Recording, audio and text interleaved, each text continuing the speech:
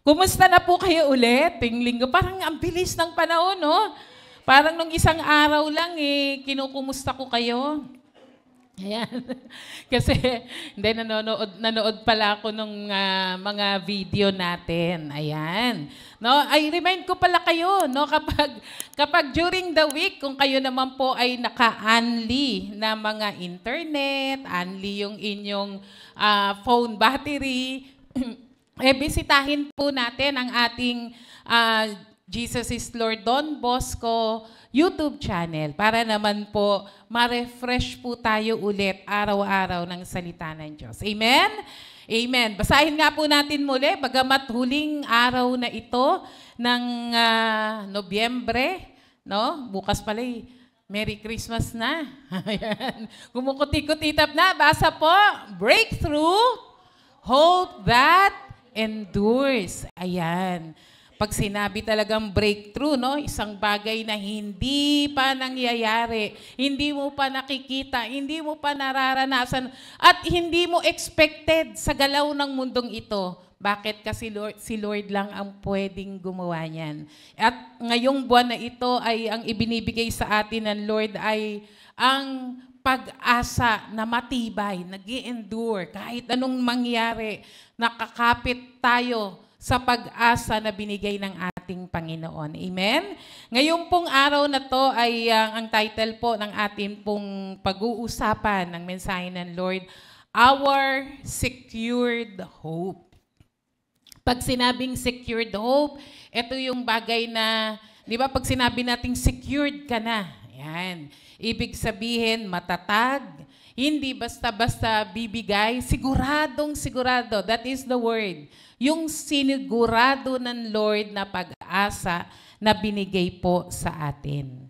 Sa panahon po natin ngayon, di ba, nakatulad ng mga nakaraan nating mga pinag-usapan, talagang parang ang hirap makakuha ng pag-asa kung hindi ka mananampalataya, no? Parang kung titingin ka kasi sa paligid mo, lahat temporary. Parang lahat mawawala. Pero buti na lang tayong mga mananampalataya, kapag dumadating sa pagkakataon na medyo nasusubok ang pag-asa na binigay na sa atin ng Lord, kumakapit pa rin tayo sa Panginoon. Bakit? Kasi merong pag-asa na sinigurado ng Panginoon sa atin. Ano-ano po ba yung mga bagay na parang inaasahan natin? No? Although sa mga bagay, let's say may mga trabaho tayo, iniisip natin, ay, sana magtagal ang trabaho ko, o sana umigi ang buhay ko, o sana hindi ako mag-fail. Mga ganong mga underneath, no, na kung titingnan natin, talagang kung magbe-base ka lang doon sa ino-offer o kasiguraduhan na binibigay ng mundong ito, yung pag-asa na yon ay fragile, di ba? Yung marupok.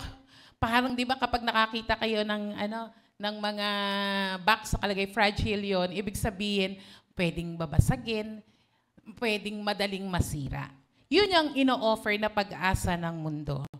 Pero sa ating panahon ngayon, bagamat unstable ang mga bagay, temporary things, not di-disappoint tayo sa mga nangyayari, meron namang ino-offer sa atin ang ating Diyos. Ang siguradong pag-asa. Basahin po natin sa Romans chapter 5, verse 5 to 8. Ayan, kung meron na po tayo. Romans chapter 5, verse 5 to 8. Sige po, dito tayo magbasa. Ready? Go. At hindi tayo binibigo ng pag-asang ito sapagkat ang pag-ibig ng Diyos ay binuho sa ating mga puso sa pamamagitan ng Espiritu Santo na ipinagkaloob sa atin. Verse 6, sapagkat nung tayo'y mahihina pa, namatay si Kristo sa takdang panahon para sa mga makasalanan. Mahirap mangyaring ialay ninuman ang kanyang buhay, alang-alang sa isang taong matuwid, kahit na maaaring may mga has na gumawa nito, alang-alang sa isang mabuti.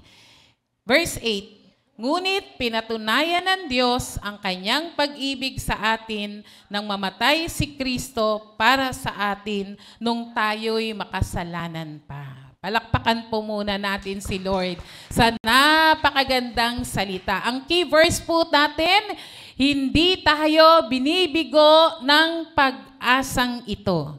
Sa ibang translation po, no, sabi diyan ay hindi tayo mapapahiya.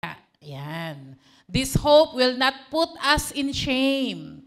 Hindi magfe-fail. Hindi tayo bibiguin, hindi tayo madi-disappoint. Ang sinasabi rito ay ang klase ng pag-asa na sinigurado ng Panginoon. Hindi to something like wish ko lang, hindi something like na sana all, but this is something, klase ng pag-asa na sinigurado ng Panginoon dahil naka-anchor ito sa Diyos mismo at sa kanyang mga salita. This is a different kind of hope, a secured hope, unshakable. Pag sinabing unshakable, hindi natitinag. Ano pag sinabing dependable, maaasahan na klase ng pag-asa, nakaangkla sa Diyos na kailanman hindi nagbabago.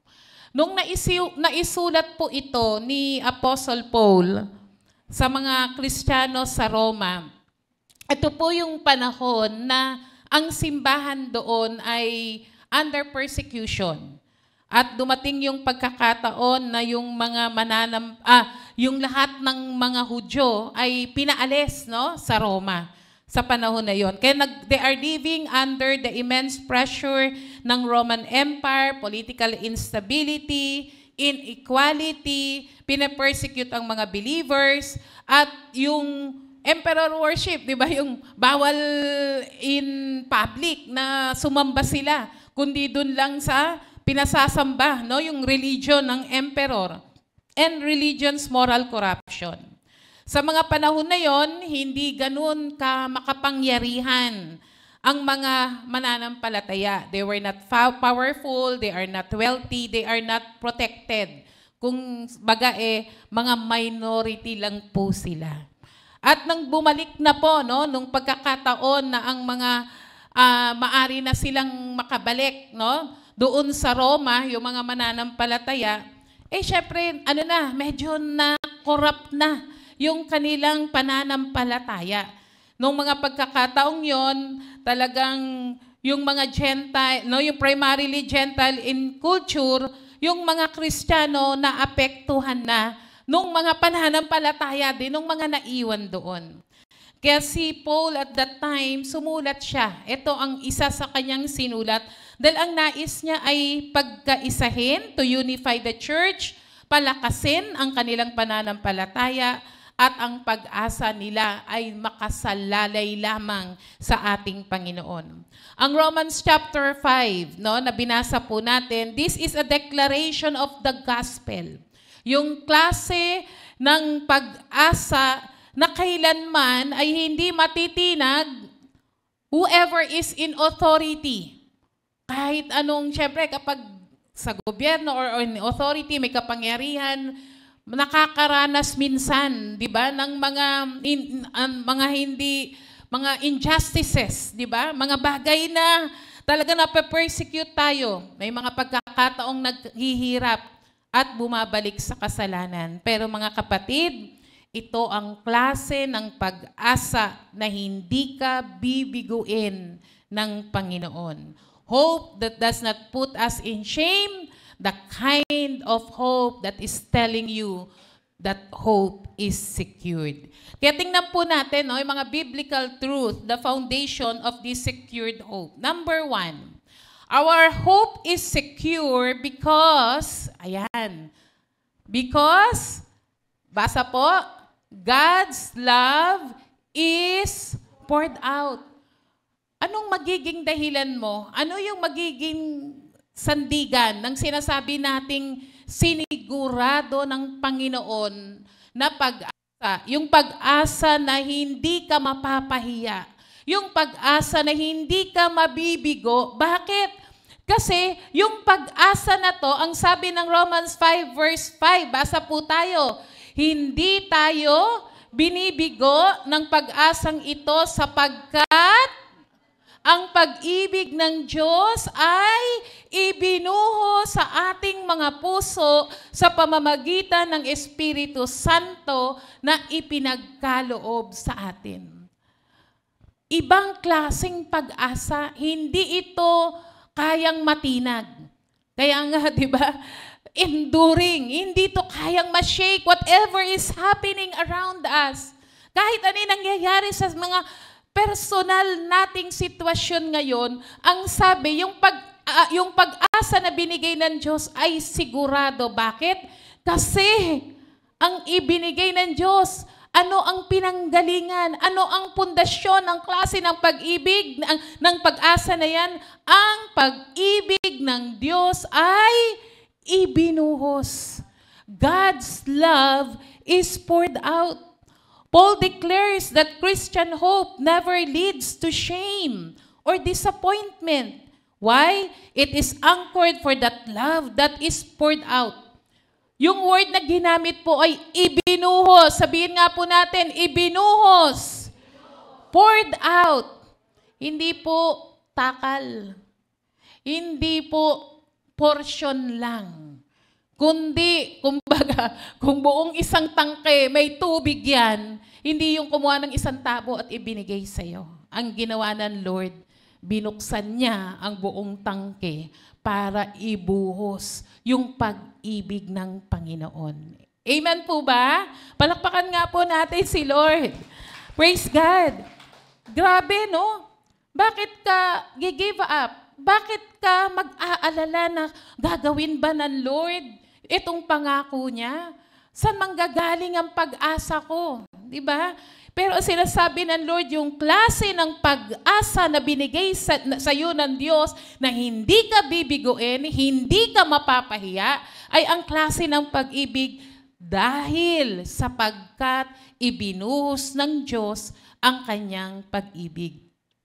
Yung pinanggalingan po ng word na ibinuhos, ang ibig sabihin po niyan ay abundance, generosity, overflow, lavish supply. Ibig sabihin, nag-uumapaw, napakadami. Bigay todo. Andyan po ba kayo? Bang klaseng pag-ibig talaga yon. Kung ganun yung klase, yung pinagmula ng pag-asa na binigay sa atin ng Diyos na hindi ka mapapaya, hindi ka mabibigo, ay kasi itinodo ng Diyos yung kanyang pag-ibig. The Holy Spirit, no? This kind of love is not cautious or limited. It is extravagant. Hindi yung something like, naku, baka maubos, kontian lang natin. Ano yan, parang budgetin natin. Parang sa bahay, di ba? Hindi. Yung klase ng pag-ibig ng Diyos para sabihin niya sa iyo, huwag kang mawala ng pag-asa dahil ang pag-asang ibinigay ko sa iyo ay hindi ka mapapaya, hindi ka mabibigo. Siguradong sigurado yan. Bakit? Kasi ibinigay ng Diyos ang lahat ng kanyang pag-ibig, hindi konti lang, hindi budget meal, kundi overflowing love. Amen? Palakpakan nga po natin ulit ang Lord. Sabi po, no, that is why the Holy Spirit is not giving information about God's love.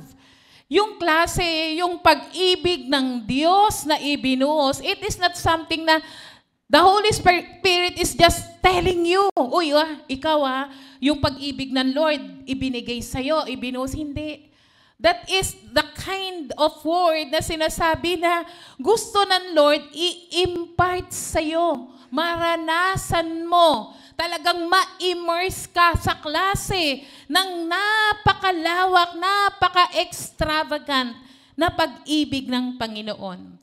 Anong sabi ng 1 John chapter 4 verse 19? Sabi diyan, we love because He first loved us. Basa po tayo. Tayo'y umiibig sapagkat ang Diyos ang unang umibig sa atin.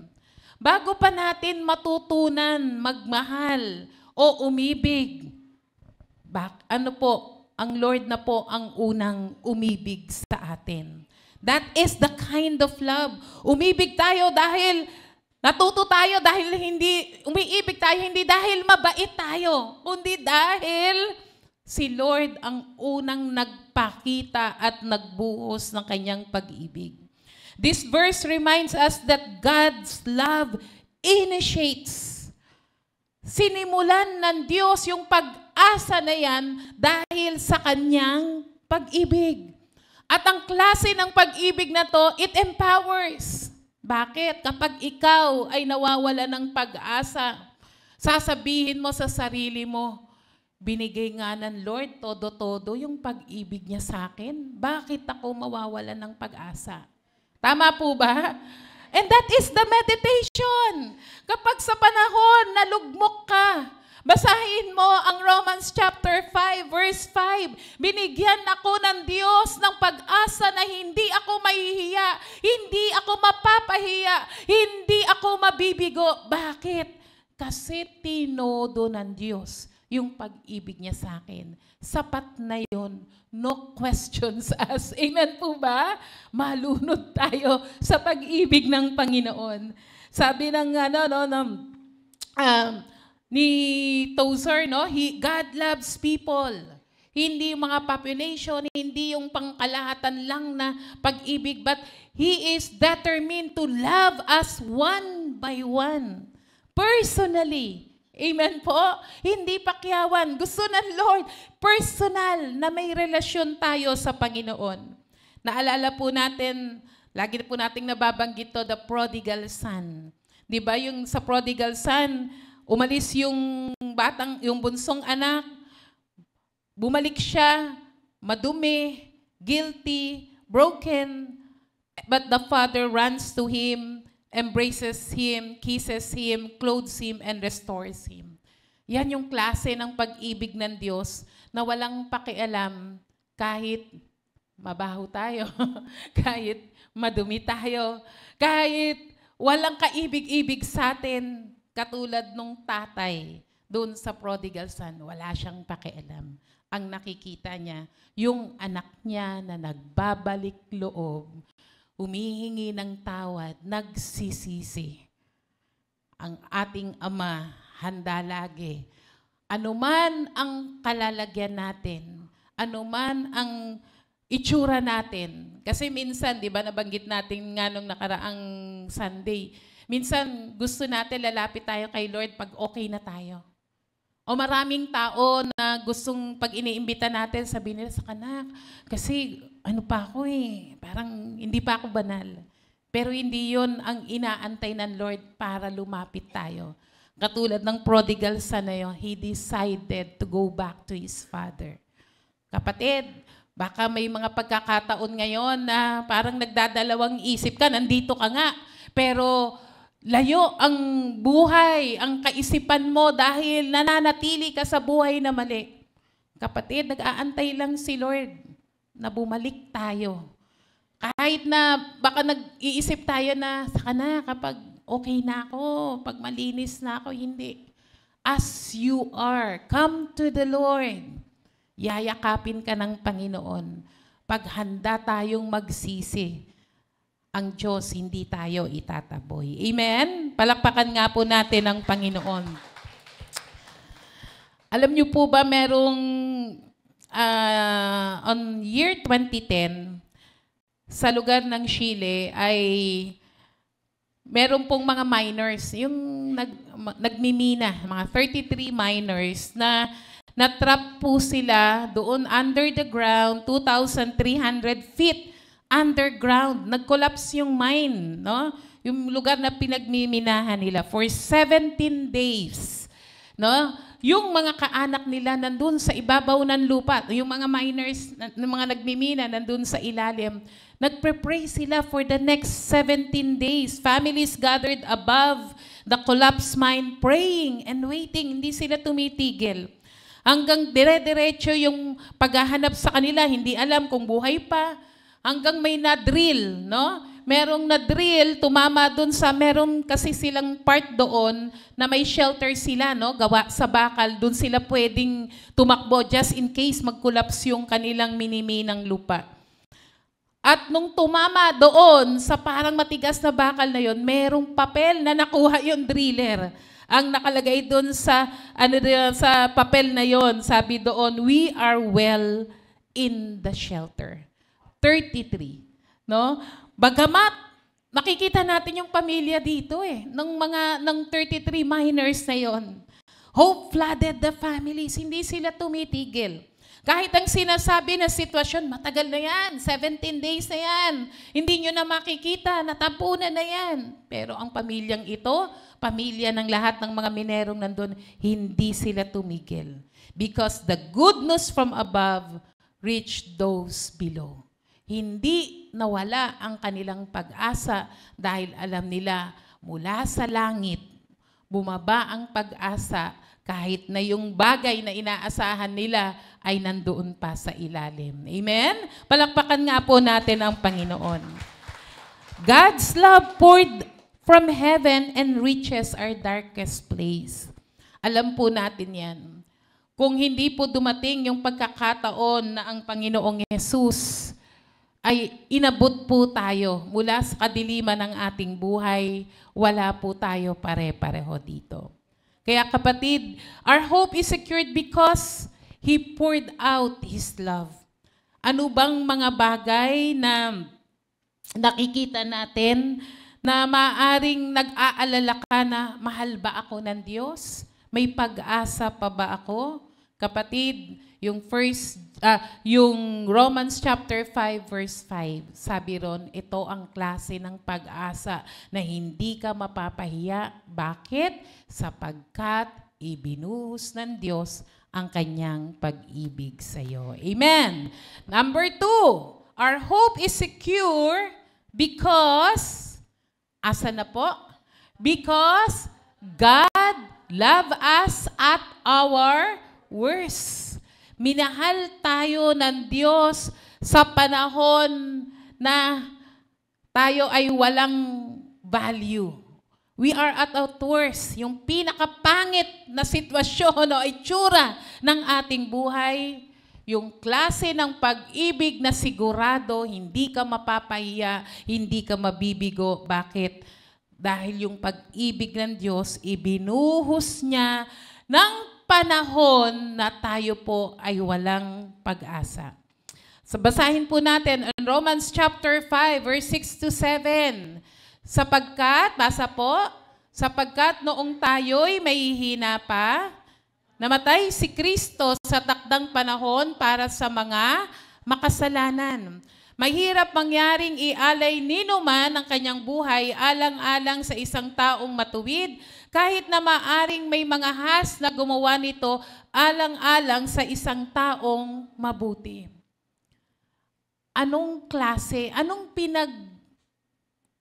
Saan naka-anchor? Ano ang pundasyon ng pag-asa na ito na hindi ka bibiguin, hindi ka mapapahiya?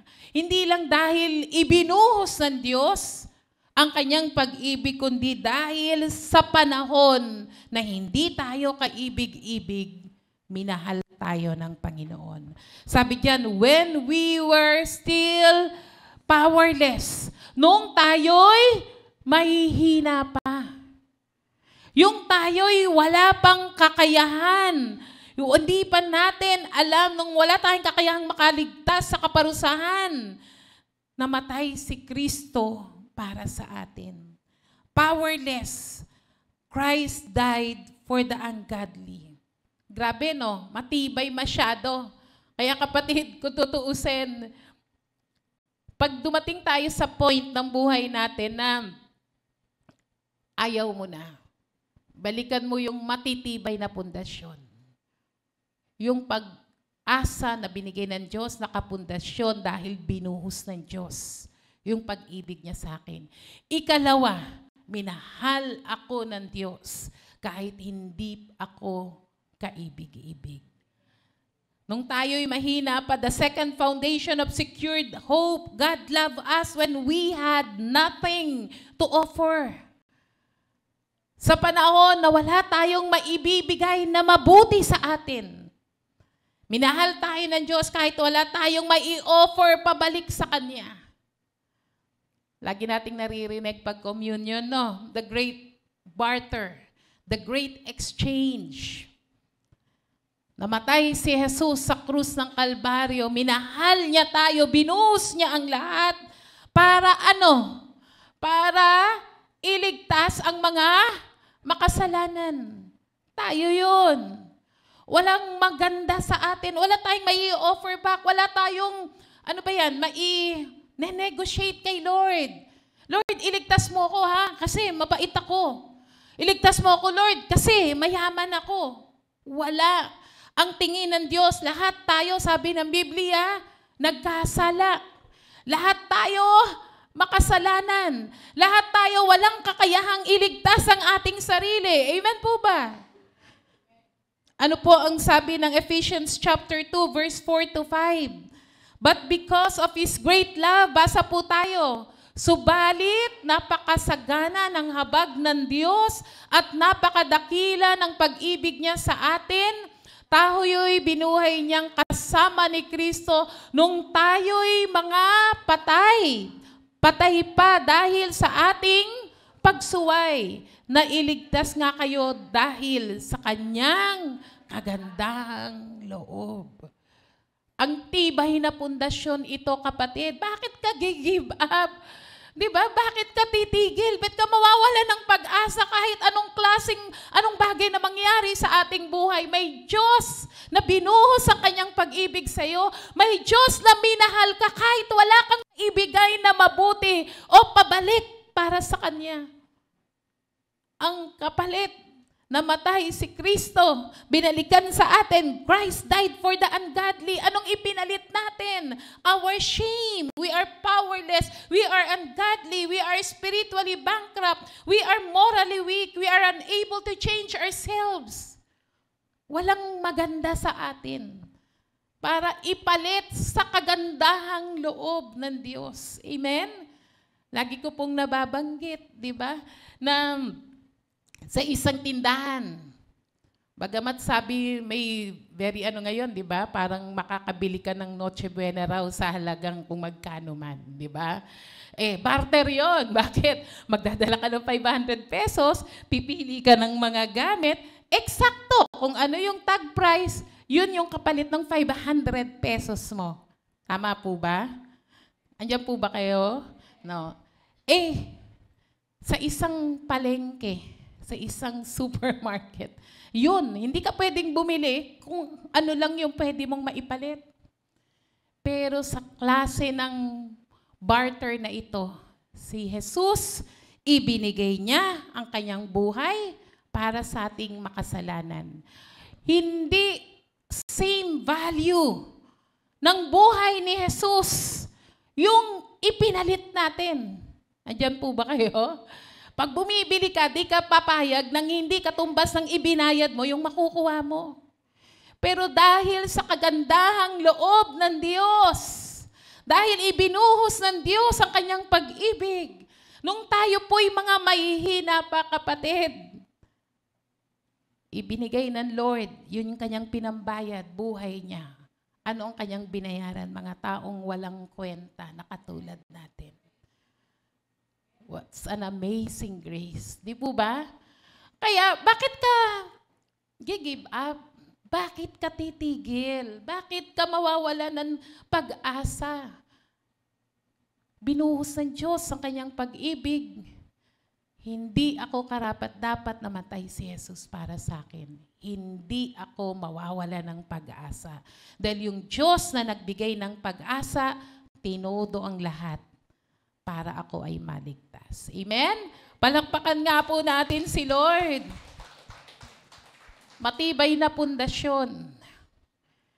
And yet, Christ died for us just at the right time. Human love is conditional. Di po ba? Magmamahal lang tayo pag may kapalit na pagmamahal. Di po ba? But God's love is unconditional. Demonstrated when we were least deserving. We don't deserve it. Kaya nga sabi, no, yung pag pinag-usapan yung grace o biyaya ng Panginoon, ito yung unmerited favor. Hindi mo deserving, hindi natin deserve, hindi tayo karapat dapat tanggapin o tumanggap ng biyaya ng Lord. And yet, binigay ng Panginoon. Amen po ba? Amen po ba? Wow, grabe. Kaya sasabihin mo, Lord, tinodo mo nga ang lahat. Bakit ako titigil? Ito yung klase ng pag-asa na hindi ka mapapahiya. While we were still powerless, Christ died for the ungodly. God's love us when we were spiritually dead. Sinasabi ng Diyos na meron tayong pag-asa. God loved us not because we were lovable, but because He is love. Naalala po natin ang mga Israelita. Di po ba sila po ay naalipin sa lugar ng Ehipto? They were powerless. They are unable to rescue themselves. Almost 400 years na enslaved po sila doon. Pero ang ating Diyos, nakita sila. God saw them. God heard them. God remembered them. And God knew them. Kaya ano pong nangyari? Pinadala ang isang deliverer. No? A shadow of Christ sa panahon ng ipinanganak ang Panginoong Yesus sa pamamagitan ni Moses. Iniligtas sila, inilabas sila mula sa Ehipto, inilabas sila, pinatakas, they were delivered, no? Sila ay pinalaya mula sa pagkakaalipin. Sabi nga po, no, kahit hindi sa time ng that God acts not when people are strong but when they are helpless. Kailan ba natin natagpuan ng Panginoon? Sa panahon na na-realize natin na wala tayong magagawa sa ating sarili lamang. Na kailangan natin ng Diyos. Amen? Palakpakan nga po natin si Lord. Praise God. So, paano tayo magre-respond?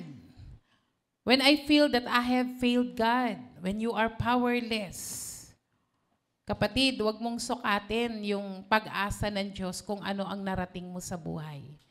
Sukatin mo yon sa kung anong klase ang ipinalit ng Diyos para back upan yung pag-asa na yan. Number 3, our hope is secure because, basa po, God proved His love at the cross. Yung klase ng pag-asa na hindi ka mapapahiya, siguradong sigurado, yung pag-asa na hindi ka bibiguin, hindi ka madidisappoint. Sabi diyan, bakit? Dahil ang Diyos pinatunayan niya ang kanyang pag-ibig sa krus ng Kalbaryo. Sabi ng Romans 5 verse 8, basa po tayo. Ngunit pinatunayan ng Diyos ang kanyang pag-ibig sa atin nang mamatay si Kristo para sa atin nung tayo'y makasalanan pa. Sabi po sa English, but God demonstrate His love. Yung word pong demonstrate, di ba, ibig pong sabihin diyan, pinatunayan, pinakita, no? Ibig sabihin yan, God reveals, not merely saying He loves you. Hindi lang sinabi ng Lord, oy, mahal kita. Yung sinabi niyang yon, hindi na siya nagsalita. Pinakita niya na lang. Pinatunayan niya. Anong patunay mo na mahal ka ng Diyos? Christ died on the cross while I am still sinner. Amen? Kaya sa panahon na pangatlong pundasyon na hindi ka dapat give up, hindi ka bibigay. Binuhos ng Diyos ang kanyang pag-ibig. Hindi man tayo kaibig-ibig, minahal tayo ng Diyos at worst, sa pinakapangit at pinakamadilim na punto ng ating buhay, minahal tayo ng Diyos. Hindi lamang yun, pinatunayan ng Panginoon. Kaya nga, di ba, yung Romans 5:8, nakadipa, no? May mga nakikita akong mga ganong poster. This is how God demonstrates His love. This is God. This is how much I love you. Tapos nakadipa si Jesus doon sa cross. Ang sinasabi ng Panginoon, Romans 5:8, ganito kita kamahal. I died on the cross. Jesus is saying that to you. He proves it decisively, publicly, eternally, and undeniably. Hindi pwedeng pasubalian ng tao, hindi ka mahal ng Diyos. Bakit? Diba? Mahal ako ng Diyos. Kahit hindi ako katanggap-tanggap, kaibig-ibig, kanino man, pero may Diyos na nagmahal sa akin. Amen? The cross is God's evidence. Matindi na tong pangatlong ito para maging matibay yung pag-asa na hindi ka mapapahiya, hindi ka madidisappoint, siguradong sigurado ang ebidensya ng Diyos, ang garantiya ng Diyos, ang signature, pirma ng Panginoon, at ang deklarasyon, yung klase ng pag-asa na yan, ay pinatunayan ng Panginoon when Jesus died on the cross. Your hope is secure. Sinong pwedeng magsabi sa iyo na wala nang mangyayari sa buhay mo, wala ka ng pag-asa, o anuman sa ating pamilya, sa ating trabaho, sa ating negosyo, o anumang mga bagay na kinakailangan nandun ng pag-asa, kapatid? Sinasabi sa iyo ng Romans 5 verse 8, sinecure ng Lord, sinigurado ng Panginoon, because the cross is permanent. Hindi mababago ang katotohanang namatay si Jesus para sa iyo, para sa ating mga kasalanan. John 15:13, basa po tayo. Ang pinakadakilang pag-ibig na maaaring taglayin, basa po, ng sino man para sa kanyang kaibigan, ay ang ialay ang kanyang buhay para sa kanila. Yung kanina, no, yung binasa natin sa Romans chapter 5 verse 6 to 7, maaring may taong mamatay para sa kanyang kaibigan na mabuti. Ayan. No? People, pwedeng mag-offer ng life niya because for for a noble act para sa mga mabubuting tao. Pero hindi yan pwede ikumpara sa ginawa ni Jesus na namatay kahit sa masasama. Yun nga, the very reason He died on the cross, He came to the earth, nabuhay bilang tao para mamatay para sa mga makasalanan. Para sa atin yun. Kaya greater love has no one than this, to lay down one's life for one's friend. Kapatid, pag sa panahon na nalulungkot ka, lungkot ka dahil parang wala ka ng kaibigan, parang walang umiintindi sa'yo, parang kang walang kamag-anak. Di ba? Minsan ganun ang ano natin, ha? Parang wala akong kamag-anak, parang wala akong kakilala, parang walang tumutulong sa akin. Sabi ng John 15 verse 13, Jesus laid down His life for His friends. Kung meron kang BFF na matibay, na hindi tatakbo anumang kagipitan sa buhay mo, ito ay ang ating Panginoong Yesus. Amen! Palakpakan po natin si Lord. Siya yung matyagang kahit paulit-ulit kang nagkikwento, no? Nakikinig pa rin. Amen po ba sa prayers natin? Naghihimutok tayo. Minsan may mga kaibigan tayo. Ako minsan ganun din eh, no? Pag nagkikwento, sabihin ko, narinig ko na yan. Nakwento mo na yan. Parang ayaw mo nang makinig ulit. Pero si Lord hindi. Sige lang. No? Paulit-ulit ka. Sinasabi mo lahat ng mga hinanakit, sama ng loob. Because you want God to heal you. Amen? Isang matapat na kaibigan na handang makinig. Kahit paulit-ulit. Kahit wala na rin maintindihan sa sinasabi mo dahil iyak ka ng iyak. Ito yung kaibigan na hindi lang basta makikinig at dadamay sa'yo. Ibinigay niya pa ang kanyang buhay para sa'yo, kapatid. Amen? Kaya nga po, parang yung, di ba kapag tayo po ay may nakikitang, di ba may mga taong grasa na nakikita tayo, no? Madalas medyo may problema na sila sa pag-iisip, di na sila naliligo. Ang dumi-dumi na nga nila, pukang grasa na nga. Kaya tawag po natin taong grasa. Hindi mo naman sila basta, ang naturalesa po natin, hindi po natin sila basta-basta yayakapin, di ba? Anong gagawin mo? Lika, maligo ka muna. Bibilang kita ng damit. Makakainin kita. Tapos kapag medyo maayos na, mabango-bango na, saka mo siguro gustong hawakan, baka i-embrace siya kasi malinis na siya. Pero si Lord, minahal niya tayo kahit hindi pa tayo naliligo. Kahit anong paligo kasi natin, nandun pa rin ang kasalanan. Di po ba? As we are, minahal tayo ng Panginoon. Alam nyo yung kwento ni Abraham at Isaac on Genesis chapter 22. Ano po yung kwento doon? Pumunta si Abraham, inutusan siya ng Lord mag-alay at ang kanyang iaalay ang kanyang anak na si Isaac. Hindi natuloy. Bakit? Kasi pinahinto ng Lord. Natuloy ang sacrifice pero hindi na yung kanyang anak dahil nagbigay ang Lord ng substitute. Nung lumingon ang Panginoon, si Abraham, nakita niya na merong nasipit na naipit doon at kanyang inialay sa Panginoon. Si Isaac ay isang ilustrasyon ng ating Panginoong Yesus. But that is, kung titingnan natin, may substitute, kaya nakapagtuloy ng alay si Abraham.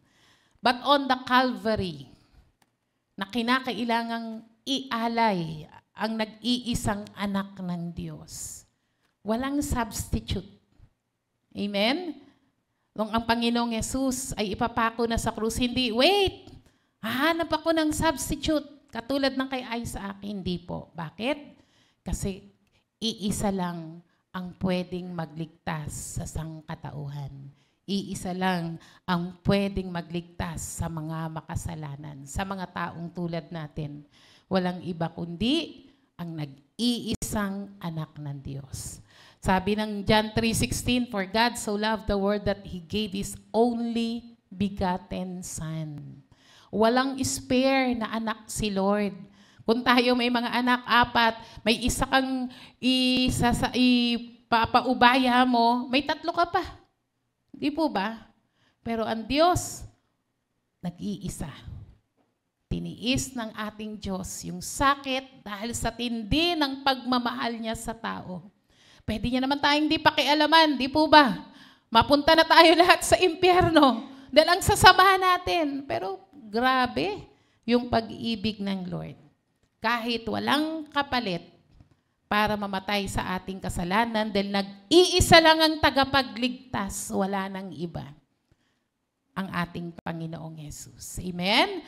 Sabi nga, natuwa ako nung nakaraang parang last month, dineclare ng isang malaking relihiyon, maring sa buong mundo, sa Pilipinas din po, na si Mary ay hindi co-redemptor. Nabasa niyo po ba yon? Na ang simbahan na po mismo, ng malaking simbahan na ito ang nagdeklara na ang Panginoong Yesus lang ang tagapagligtas. Palakpakan nga po natin si Lord, answered prayer. Di po ba? Hindi natin minsan kasi maintindihan. Minsan naisip lang natin, Lord, pinagpa-pray namin ang mga taong di pa nakakilala sa'yo. Ang Lord may ginawa sa makapangyarihang relihiyon at sa pinakapuno nito, tinanggap nila na si Jesus lang ang tagapagligtas. Amen? Napakapalad po natin. Amen po ba? We realized that long before. Dahil totoo ang Biblia. Amen?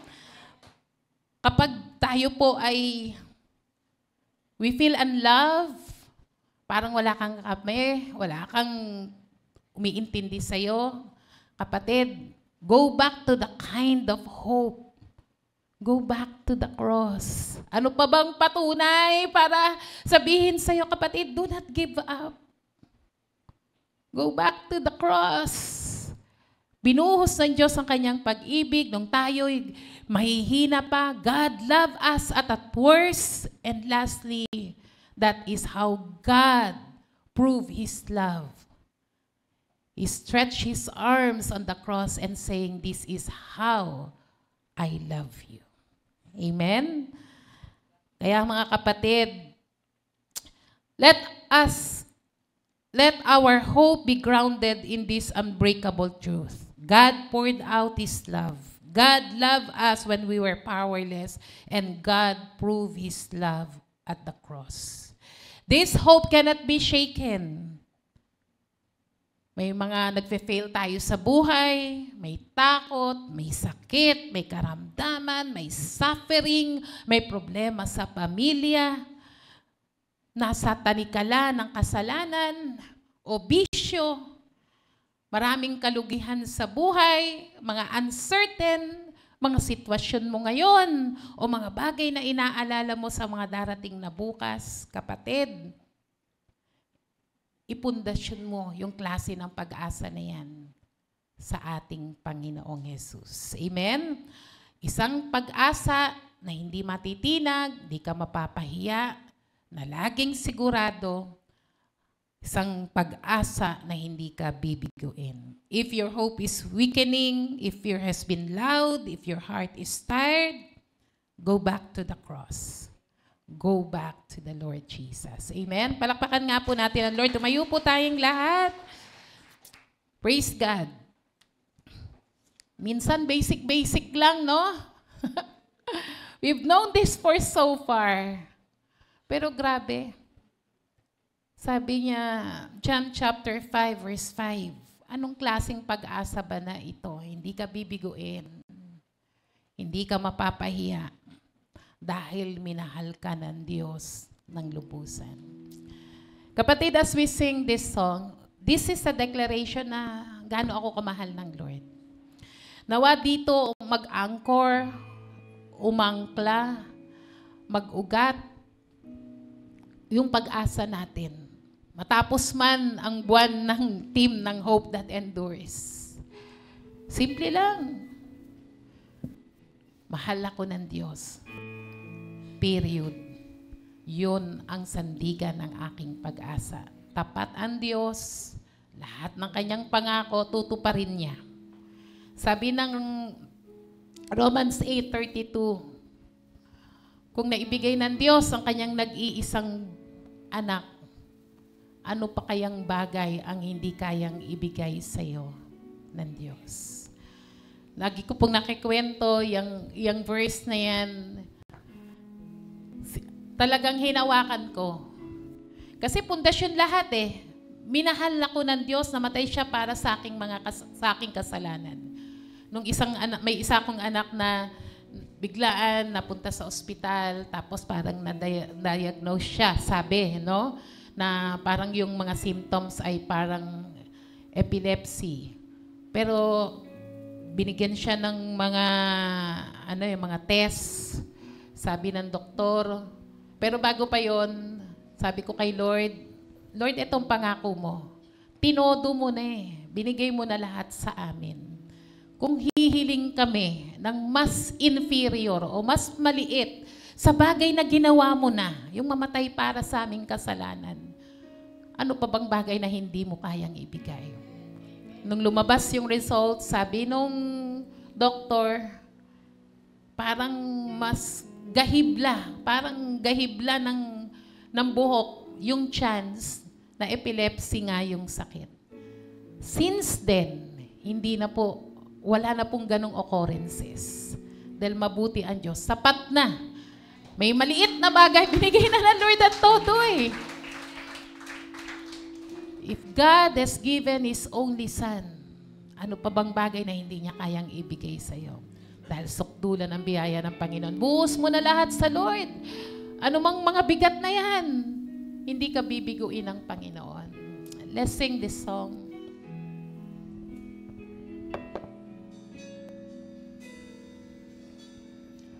Habang hindi karapat-dapat pag-ukulan ng Ama at wagas mong pagsimpa. Habang walang Niyakap mo ako sa aking karumihan, inibig mo ako nang di kayang tumbasan. tumbasan, iyakap mo ako sa aking karunya. Inibig mo ako nang di kayang tumbasan, O Diyos ng katarungan at katwiran, at kahit minsan hindi na bahiran ng kabanalan, kalwalhatian. Salamat sa sungkulan. Hallelujah! Let the love of the Lord be poured in our hearts. Yes, Lord. Hallelujah. Mas Malawak pa kaysa aming mga pagkakasala. Higit pa sa buhay ko. salamat sa sundulang biyaya. Everybody raise your hands to the Lord. Father, in the name of Jesus, gusto mo naming awitin ng paulit-ulit, Panginoon, ang awitin na ito. We are so grateful. Sobra, Panginoon, ang aming pagpapasalamat dahil minahal mo ang katulad namin, Panginoon. The song itself is our prayers, Lord. Hindi namin alam kung paano namin i-express kung gaano kami nagpapasalamat sa kalakihan ng biyaya, sa sukdulang biyaya mo, sa kalakihan ng pag-ibig mo, Panginoon. You demonstrate your love to us, O God, by dying on the cross of Calvary. Kaya, Panginoon, dalangin ko po sa bawat isa, mas lalong tumatag, maging matibay, Lord, ang pag-asa na ibinigay mo sa pamamagitan ng Santong Espiritu, na ibinuhos mo sa aming mga puso. Anumang dumating sa aming buhay, anumang, Panginoong, mga pagsubok o sitwasyon, anuman, Lord, pa ang darating, hindi kami matatakot, hindi kami mabibigo, hindi kami mapapahiya. Dahil ito ang klase ng pag-asa na sinigurado mo sa amin. Father, I pray, Lord, and declare, Lord, in the name of Jesus, to pour out your mighty blessings to your people. Pour out, Lord, in the name of Jesus, the favor and miracle to your people. Get, Lord, an open heavens, O God, and pour out your mighty healing power to each body, Lord, sa mga mahal nila sa buhay, sa pangalan ni Jesus. Anumang mga pangangailangan, anumang mga kakulangan, O Diyos, Ikaw ang magtustos, Ikaw, Panginoon, ang manguna. And Lord, we believe and we catch it today, Lord, that we receive your blessings, we receive your favor, we receive your healing, O God. We receive your peace and joy that passeth all understanding, Lord. We receive your miracle. Maraming salamat dahil, Lord, pinag-umapaw mo ang lahat ng tugon sa pananalangin ng iyong mga anak. Marami pong salamat. Hayaan mong maingat naming ibalik sa iyo ang lahat ng papuri, kaluwalhatian at karangalan na nararapat lamang sa aming Panginoong Yesus. Ang lahat ay magsabi ng Amen and Amen. Isang malakas sa palakpak po sa Panginoon.